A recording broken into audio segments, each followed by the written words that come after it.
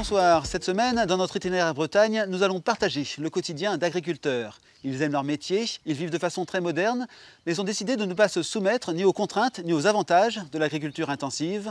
On commence notre séjour à la ferme des Cours-Paris, ici à Bagarre-Morvan. Veaux, vaches, cochons, pain, fromage, on trouve de tout, ou presque. Allez! Avec sa queue de cheval et son look atypique, Michael a une vision bien à lui de la vie à la ferme.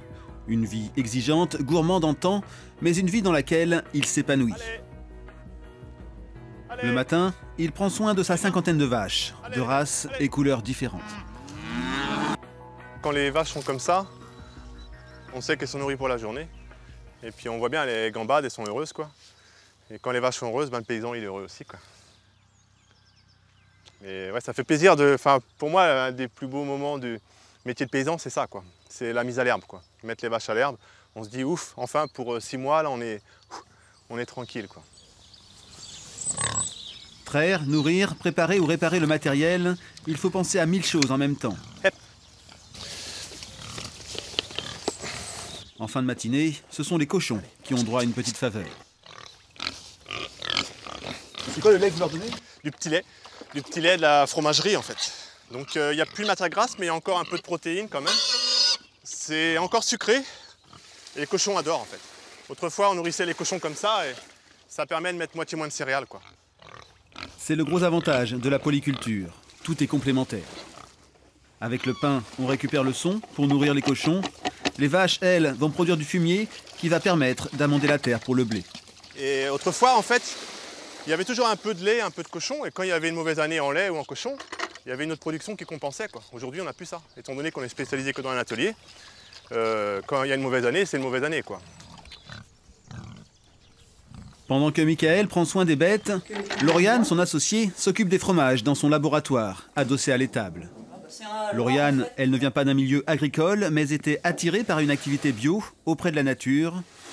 Quand Michael lui a proposé de reprendre un troupeau de quelques vaches, elle a dit oui, sans trop hésiter.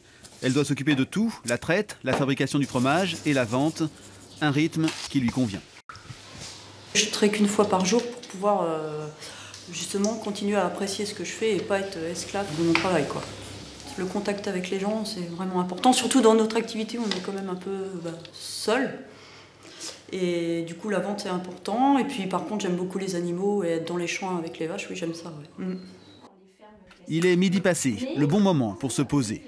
Michael ne compte pas ses heures, son travail lui plaît, mais il reste important de prendre de temps en temps des congés. L'éternel dilemme pour les agriculteurs. Pour en parler, Céline, sa compagne, nous a rejoints. Oui, donc Michael et Céline, je vous propose de regarder un film qui remonte à 50 ans à peu près sur le quotidien des fermiers, notamment sur leur temps de loisir. Je vous laisse regarder puis on en discute juste après. Okay. Les mois d'été ne sont plus qu'un souvenir. Il nous a semblé intéressant, malgré tout, d'évoquer ici les problèmes des vacances des agriculteurs. Ces derniers, il faut le reconnaître, ont jusqu'alors été les plus désavantagés. Le travail de la ferme exige une présence constante, une surveillance continue.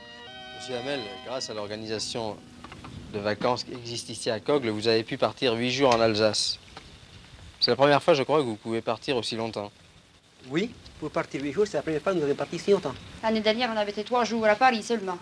Et les années précédentes, on avait fait quelques petites sorties, moi et mon mari, 2-3 jours aussi. Pourquoi les agriculteurs, jusqu'à présent, ne prenaient-ils pas de vacances? Manque de temps, manque d'organisation, manque d'argent, peut-être pour certains. Le remplacement pendant le départ pose un problème. Il y a des fois, on serait porté à croire que notre profession ne nous le permet pas.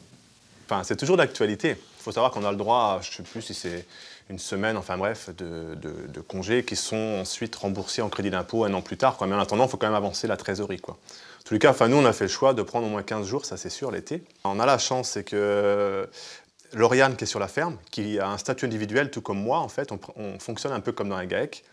Elle connaît ma ferme et du coup, elle me remplace et je pars en toute confiance pour mes vaches. Et à l'inverse, moi, je peux faire son boulot aussi. Et ça, c'est plutôt rassurant de savoir que quelqu'un connaît les tâches au quotidien. Du coup, vous vous y retrouvez pas vraiment par rapport à cette vidéo, les temps ont vraiment changé là. Ah bah du tout. Non, j'ai l'impression que là, c'est un autre siècle. Et moi, je suis en cours d'installation, mais moi j'ai une vie de salarié aussi, donc j'ai d'autres aspirations aussi qu'une vie complètement soumise, en tout cas au rythme d'une ferme, d'un élevage. Souvent, on fait croire que la modernité, c'est les gros tracteurs, c'est avoir des grandes parcelles, mais c'est pas du tout ça, être moderne. Enfin, pour moi, être moderne, c'est vivre en accord avec les attentes sociétales, en fait. C'est ça, être moderne, en fait. Donc aujourd'hui, on sait que les gens veulent acheter des produits pas trop chers, c'est sûr, mais de qualité et en circuit court. C'est ça, être moderne. Céline va se lancer bientôt dans la fabrication du pain. C'est son truc. Elle trie encore le blé comme autrefois. L'image peut prêter à sourire et pourtant... Les gens aussi sont contents de manger quelque chose qui est fait à l'ancienne. Voilà, après je dis pas qu'un jour on mécanise le triage parce que à l'ancienne c'est gentil. Mais... Chaque jour, ou presque, Céline devra se lever vers 6 h du matin, préparer son pétrin, puis s'occuper de ses 3 enfants. C'est vraiment gratifiant déjà de produire, de transformer et de vendre. Ah, complètement. Pendant ce temps, Michael s'occupe de la paperasse. L'administratif, même pour un agriculteur bio, c'est une demi-journée par semaine. Plus que jamais, le paysan est un chef d'entreprise. Un bon paysan, c'est pas forcément quelqu'un qui se lève tôt, qui se travaille sa terre. Un bon paysan, en fait, c'est aussi quelqu'un, c'est un bon gestionnaire, en fait. Ce qu'il faut, avant tout, c'est être à l'affût de tout. Malheureusement, c'est comme ça, avec les aides PAC. Et c'est plus grave de perdre un papier que de perdre une vache, quoi. Et aujourd'hui, on en est là, et c'est quand même paradoxal, quoi. C'est parti. Allez, vieux. Fin d'après-midi, Michael doit emmener 2 veaux à l'abattoir. La vie à la ferme, c'est aussi savoir dire adieu.